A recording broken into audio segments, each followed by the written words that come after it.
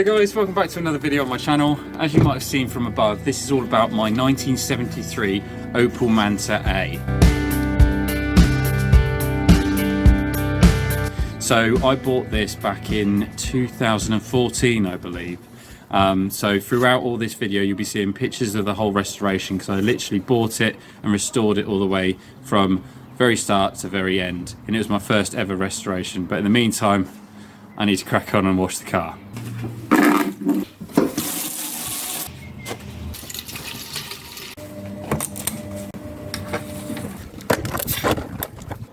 So a bit more of a story of the Manta A that I bought. Basically, I first saw this when I was, funny enough, at school, and I saw it running down the road, and it was loud as you like, because this actual Manta has got a 351 Cleveland V8 from a Ford Mustang in it. So you could hear it all the way down the road. It has straight through pipes, and I always said when I was at school I want to buy that car. And then a couple of years later I ended up seeing it just sat on the side of the road in a cul-de-sac.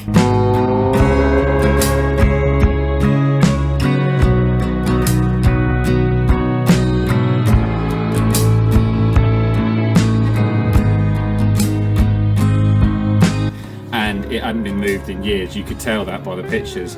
So in the end I ended up knocking on the door, didn't get a reply, so I put a note through the door asking the owner if he was thinking of selling it. Lo and behold, he ended up wanting to sell it, and I managed to purchase it. But before I did, I joined, like a lot of guys do, a lot of car people do, is you join a forum to find out as much information as possible about that car. So I ended up doing that, and got someone to come down with me. So from looking on the forums, I actually found someone who actually restores Opel Mantas as a business. So I managed to actually get him to come down and check the car over, and he told me that it was worth restoring. It would cost a fair bit, but it was definitely worth restoring. And lo and behold, as you can imagine, I ended up buying it.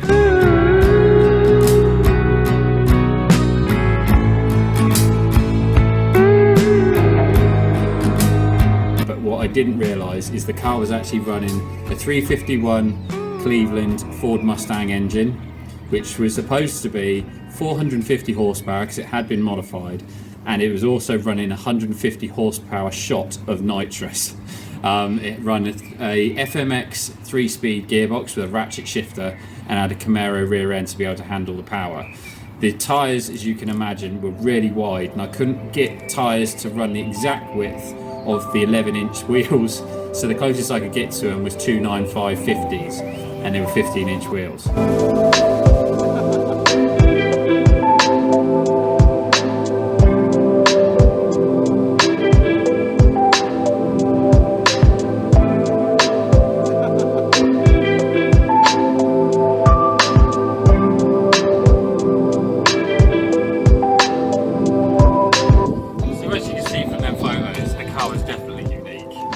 And you can understand possibly why I wanted to go for it.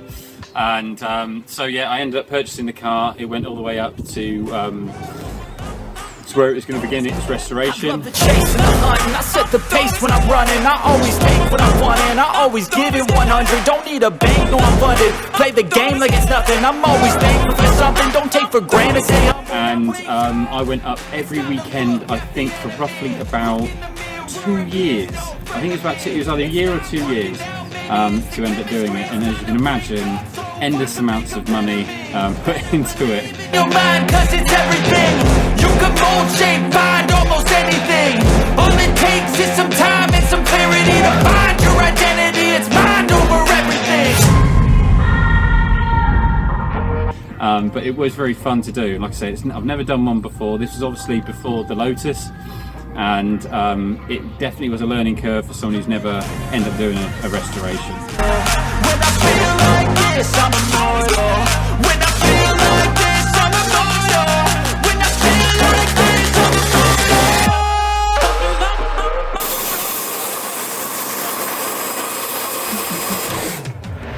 So yeah, so like I said, I ended up going down every weekend for roughly about a year, 2 years. I can't quite remember because it was such a long time ago.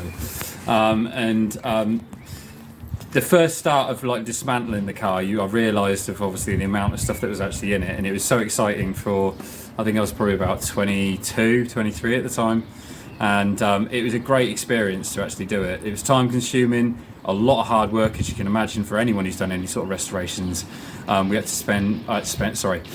to spend ages sanding the entire body back. Welcome to my party, we're just getting started. A life is a dream or a nightmare scarring. Hand me a drink cause I think I'm going all in. Get me a shrink who can catch me when I'm falling. Cover up my scars, flip the handlebars, crashing in my car. Wake up. Get it ready for paint, and obviously trying to find the amount of rust that was there. There was a lot of hidden rust within the car, as you can imagine, because it had been sat, I think, for probably about 6 years. The face and I wanna get lost. I'm sick of this place. Don't know how to stop when I'm feeling this way. So I'm taking 6 shots till I'm feeling okay. I think I'm going crazy. Don't think I'll get home safe. So I'm taking 6 shots. Just in front of that gentleman's house, and it needed a lot of welding. Obviously, I had no experience in welding. I never touched the welding on that, I will admit. That was done by the chap who was actually doing the restoration for me.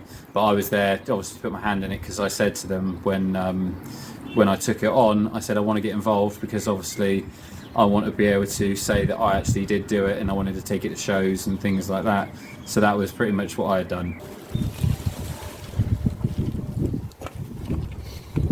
So as you can imagine, with a car of that age, there was a lot of hurdles I had to cross. There was a lot of parts I had to find, and like always with a car like that, you'll end up purchasing a load of parts and they end up being the wrong ones, because I think it was the discs that I had trouble trying to get hold of for that car. And as you can imagine as well, I wasn't on a lot of money back then either, so I saved up and just kept saving to be able to put as much money as I could possibly put into it.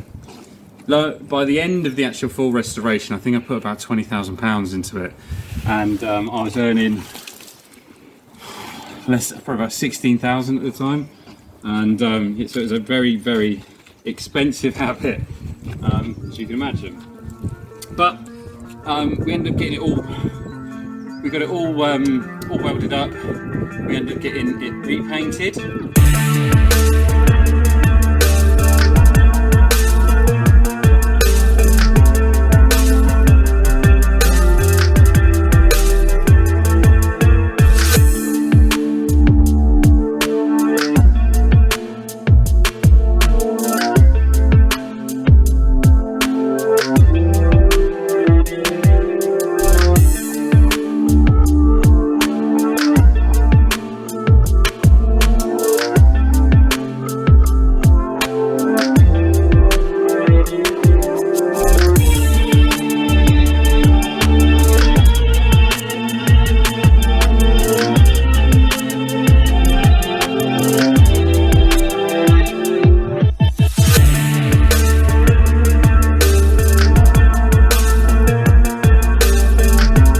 She looked absolutely brilliant.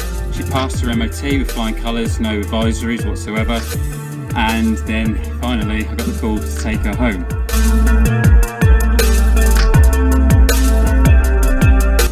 As the only hitch was, it didn't end the best bringing her home.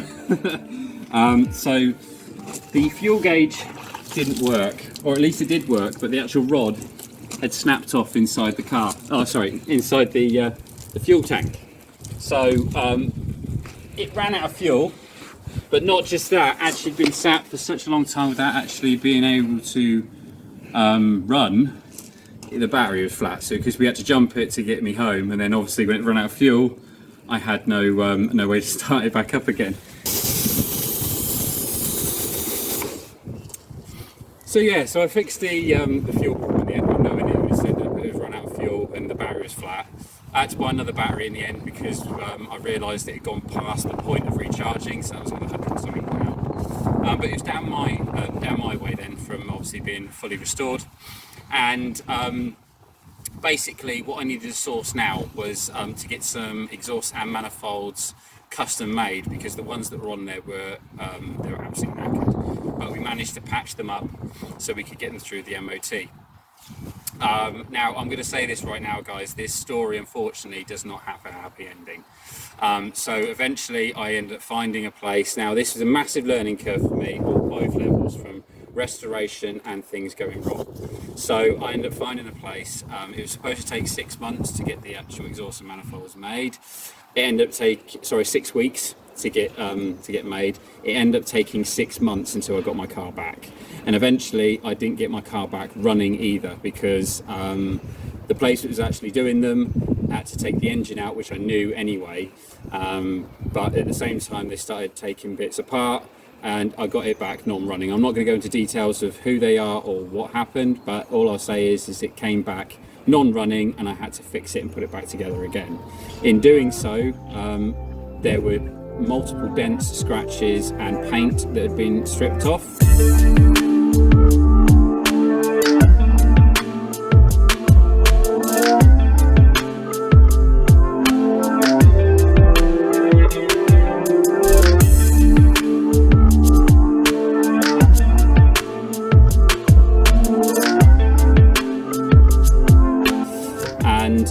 Unfortunately, guys, this car ended up having to be sold because I lost the love after it. After all this had happened, like maybe a lot of you have that have had restorations, I just completely lost love in the car after that. So I ended up having to sell it as a unfinished project, even though it was finished previously, because there were certain things that weren't working anymore and I didn't have the know-how at the time to fix it, or the time or the extra money. So I had to part with it. Unfortunately, from putting 20 grand into that car, I sold it for, I think it was about 6,000 or 7,000 to someone that was going to use it as a drag car anyway. So it was still running. I got it back to running capability.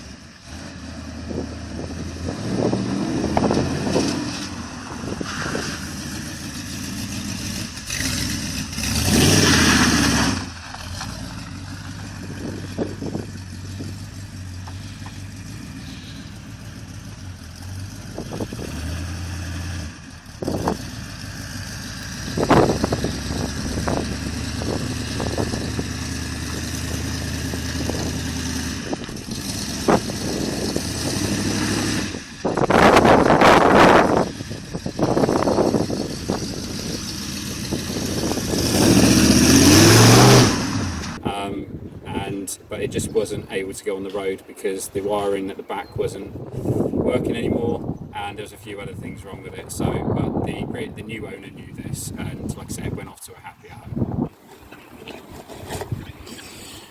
So even though, like I say, that was a massive financial hit for me, it was a massive learning curve for me as well. Just to, and like I say, I'll say this to anyone.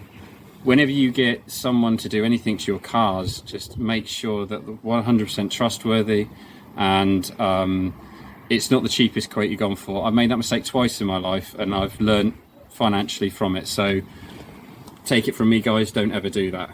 But one thing that did come out of this, which I'm still proud of even now, was I managed to get it into a magazine. So during the actual restoration, I got in contact with the club, the Manta Club, and they were kind enough to put a whole article in of my restoration. I literally sat on the phone with the actual magazine, and we were going through everything that I'd done, and we were writing together this massive article.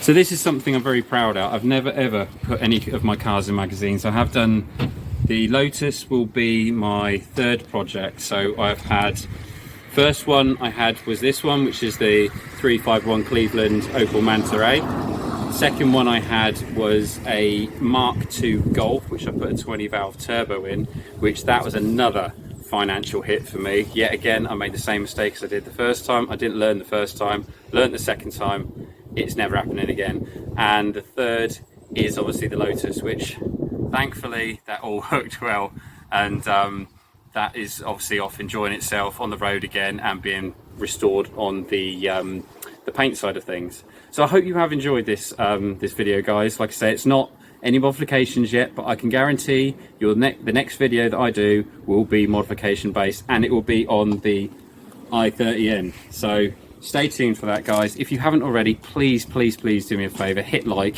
hit subscribe. Also, please put some comments down below, because I look forward to reading them, and I look forward to coming back to you guys. And also, like I say, you know that the i30N's coming up, a project car is coming up as well soon. Start firing the comments of the things you want to see on this channel, and also for you guys that are i30N owners, give me some ideas of what modifications you think I should do to it. I've already got, the reason why I haven't done them yet is it's taken me so long to get them coming to me. There's been such a delay on the parts, but it doesn't matter, they're coming, the videos are coming, so stay tuned. Once again, guys, thank you so much. Hit like, hit subscribe, and I'll see you next time. See you later. Ta-da.